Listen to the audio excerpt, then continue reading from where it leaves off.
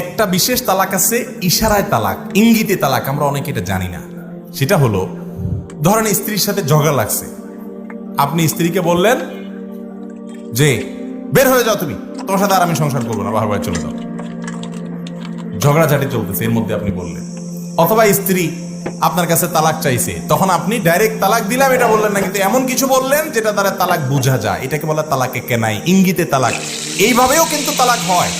অতএব তালাক, ছেড়ে দেওয়া, এই সমস্ত কথা মুখের বাহির করবেন না। করজোড় করে বলি, এটা বাহির করার পর চোখে হাত দিয়ে কাঁদবেন, আফসোস করবেন, আর কাজ হবে না। যদি কাউকে না জানান তাহলে ভেতর ভেতরে জেনার সম্পর্ক হবে, কিয়ামত দিন জেনাকার হিসাবে উঠবেন। এই জন্য তালাক, এই কথা পুরুষরা খবরদার স্ত্রীদের সাথে মুখের বাহির করবেন না।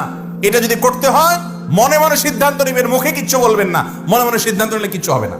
মনে সিদ্ধান্ত নিবেন যে ঠিক আছে একসাথে থাকবো না, তাকে ছাড়তে হবে, কিন্তু মুখের বাহির করবেন না। কোনো আলেমের সাথে পরামর্শ করে তিনি শিখাই দিবেন কি পদ্ধতিতে আগাবেন, এমন পদ্ধতিতে আগাবেন যাতে ফেরত নেওয়া যায়।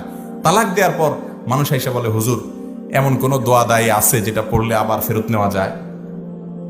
তো এরকম কোন দোয়া পৃথিবীতে নাই যে তালাক হয়ে গেলে ওই দোয়া পড়লে আবার জোড়া লেগে যাবে, আছে? এমন পয়সা দিয়ে যদি কোনো হুজুরে সেরকম জোড়া টোড়া দেওয়ার ব্যবস্থা করে, তাহলে এটা তার পয়সার ব্যাপার, ব্যবসার ব্যাপার। শরীয়তে এটার কোনো সুযোগ নাই।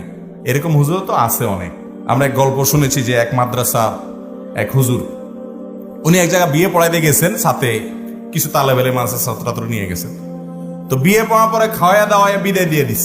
হুজুর ঠিক আছে, তাহলে আমাদের জন্য দোয়া করেন, জামায় মুসাফরা সভা করে হুজুর বিদায় দিস। হুজুর কয়, মানে হাদিয়াটা দিয়া তো পয়সা? হুজুর এটা পরে দেখা করবো আপনার সাথে আমি। হুজুর বুঝছে যে এটা তো মারিং পুরাই, পয়সা তো আর দিবে না, খাওয়া বিদায় দিয়ে দিস। তো হুজুর বলতেছে সাথে থাকা ছাত্রদেরকে, এই দোয়া উল্টা পড়, বিয়া ভাঙ। দোয়া উল্টা পড়া ধর, বিয়া ভাঙ। ছেলে ভয় কা, হুজুর থামেন থামেন, উল্টা দোয়া পড়েন না, বহুত কষ্টে বিয়া পড়াইছি, এত খরচ বরচ করছি, আপনার হাদিয়া আনতিস, যা পরে হাদিয়া না হুজুর বিদায় দিস। তো এরকম হুজুরও হয়তো আছে। তালাক হয়ে গেলে কোন হুজুরের বাপের ক্ষমতা নাই, সারা দুনিয়ার সমস্ত হুজুরের একসাথ হয়ে গেলে শরীয়ত অনুযায়ী তালাক হয়ে গেছে। এবং তালাক যদি আর ফেরতযোগ্য তালাক না হয়, তাহলে তাহলে মুগাল্লাজা যদি হয়ে যায়, বিচ্ছেদ হওয়ার মতো তালাক হয়ে যায়, তো আপনাদের মধ্যে আবার জোড়া লাগানোর ক্ষমতা হুজুরের খুব ডেঞ্জারাস। এই জন্য পরামর্শ করতে হবে। হ্যাঁ, ওই তালাক দিবেন যে তালাক দেওয়ার পরে ফেরত নেওয়া যায়। সেটা কোন তালাক আলেমরা আপনাকে বলবে। আমি আজকে শুধু মৌলিকভাবে বলে রাখি।